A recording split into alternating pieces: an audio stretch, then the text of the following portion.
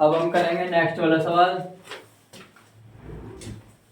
थोड़ा सा देखने में कॉम्प्लिकेटेड लग रहा है, लेकिन स्टेप बाय स्टेप करेंगे, आराम से हो जाएगा। सबसे पहले हमें इसको स्क्वायर के उसमें बनाएंगे, क्योंकि हम इसको वैसा हल नहीं कर सकते, हम इसको स्क्वायर के उसमें बनाएंगे। तो हम कैसे बनाएंगे? ये हमारे पे एक्स स्क्वायर प्लस 1/x²। ये जो हमारे पास है, हमें जो a माइनस बी का होल स्क्वायर का फॉर्मूला बनाएंगे, a माइनस बी का होल स्क्वायर बनाएंगे। हम इसको इस रूप में बनाएंगे, x माइनस 1/x के रूप में बनाएंगे। तो इसके लिए हम इसमें 2 घटा देंगे और 2 जोड़ देंगे। क्यों? क्योंकि ये हमें दिखाई दे रहा है कि ये फॉर्मूला बन जाएगा हमारा x² x माइनस 1 का x माइनस 1/x का स्क्वायर का फॉर्मूला बनाना है हमें ये। तो उसके लिए देखो, इसका खोलेंगे x² प्लस 1/x² और दोनों की मल्टीप्लाई करेंगे। ये x कट जाएगा, बचेगा हमारे पास 2। ये आ जाएगा हमारे पास। तो हम इसे इसी रूप में बनाएंगे। तो x² प्लस 1/x² माइनस कर दिया हमने इसमें 2। अब हम इसमें 2 माइनस करेंगे, फिर 2 जोड़ेंगे भी। ये हमारा कितना काम हो गया। इसको हम अभी एक तरफ ले लेंगे।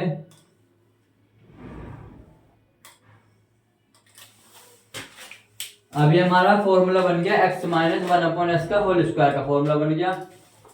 ये +2, क्योंकि 2 घटाए 2 जोड़ेंगे भी, -3 x माइनस 1/x ऐसे ही अभी -2 = 0। अब इसको हम लिख देंगे x माइनस 1/x का होल स्क्वायर। ये प्लस का 2 है, ये माइनस का 2 है, कैंसिल हो जाएगा। बचा हमारे पास 3x माइनस 1/x = 0। अब इस समीकरण को सोल्व करने के लिए हम मान लेंगे कि माना x माइनस 1/x = y। हमने इसको कुछ टाइम के लिए x माइनस 1/x को y मान लिया, ताकि हम इस समीकरण को आराम से सोल्व कर सकें। तो y को इसकी जगह पुट कर देंगे। x माइनस 1/x हमारा y हो गया, तो y²। 3 ये हमारा x माइनस 1/x y हो गया यहाँ पे, तो ये 0। अब हमारे पास ये समीकरण बचे, हम इसको सोल्व करेंगे। y दोनों में कॉमन है, y कॉमन ले लेंगे, तो y - 3 बचा = 0। अब सबसे पहले हमारे y की वैल्यू तो हमारी आ गई यहाँ पे 0। या तो ये 0 के बराबर या फिर ये 0 के बराबर है, तो y की वैल्यू 0 और y - 3 की वैल्यू हमारी आ गई यहाँ पे 0। ये हमारे, अब हम इसमें इसकी वैल्यू पुट कर देंगे। ये जो हमने मानी थी कि y की वैल्यू x माइनस 1/x को हमने y माना था, इसमें वैल्यू पुट कर देंगे। जैसे हमारे y = 0 है, तो वैल्यू पुट कर देंगे y की वैल्यू x माइनस 1/x = 0। इसमें इसकी मल्टीप्लाई करेंगे, x² माइनस 1/x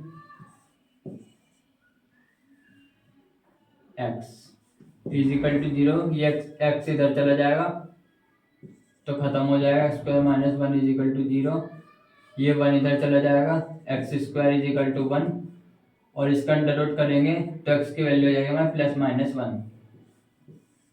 हमारे पास पहले तो वैल्यू आ गई, एक मूल आ गया हमारा, x की वैल्यू +-1। अब सेकंड वाला सॉल्व करेंगे कि हमारा y - 3 = 0 है। y - 3 = 0। यहाँ पर करते हैं कि स्पेस कम पड़ेगा। y - 3 = 0। y की वैल्यू हमारे पास है x माइनस 1/x - 3 = 0।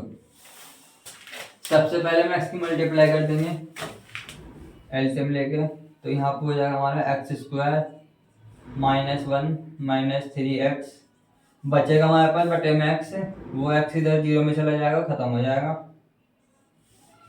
हमारा बचा x square minus 3x minus 1 is equal to 0। अब इस समीकरण का गुणनखंड तो बन नहीं रहा है क्योंकि गुणा करके एक है माइनस करके 3 है, ऐसी पॉसिबिलिटी है नहीं, तो हम श्रीधराचार्य जी का फॉर्मूला लगा देंगे। श्रीधराचार्य जी का formula x is equal to minus B plus minus under root B square minus 4ac upon 2a। अब वैल्यू पुट कर देंगे x is equal to A B C की वैल्यू फाइंड करने के लिए A X square plus B X plus C से तुलना करेंगे तो ए की वैल्यू हमारे पास 1 आ जाएगी, यहाँ पर बी की वैल्यू हमारे पास माइनस का 3 आ जाएगी, सी की वैल्यू हमारी माइनस 1 आ जाएगी। अब इसमें माइनस का माइनस बी हमारे पास माइनस 3 है, माइनस बी का स्क्वायर करेंगे, 4a की वैल्यू हमारे पास 1 है, सी की वैल्यू हमारे पास माइनस 1 है, सी की वैल्यू हमारे पास 1 होगी। बस अब इसको सॉल्व करेंगे, हमारा सेकंड रूल भी आ जाएगा, ये माइनस माइनस प्लस हो जाएगा, ये स्क्वायर करेंगे 3 के 9 माइनस माइनस खत्म हो जाएगा, और ये माइनस इधर आएगा माइनस में मल्टीप्लाई होगा तो प्लस हो जाएगा, बचेगा हमारे पास यहाँ पर 4 अपॉन में आ जाएगा हमारा 2।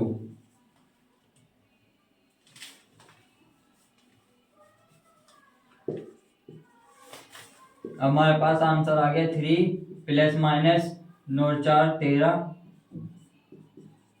अपॉन 2। ये हमारे पास सेकंड मूल भी आ गया, तो हमारे पास हल आ गया,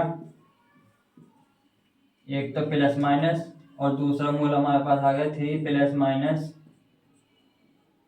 अंडर रूट 13 अपॉन 2। ये हमारे पास आंसर आ गया।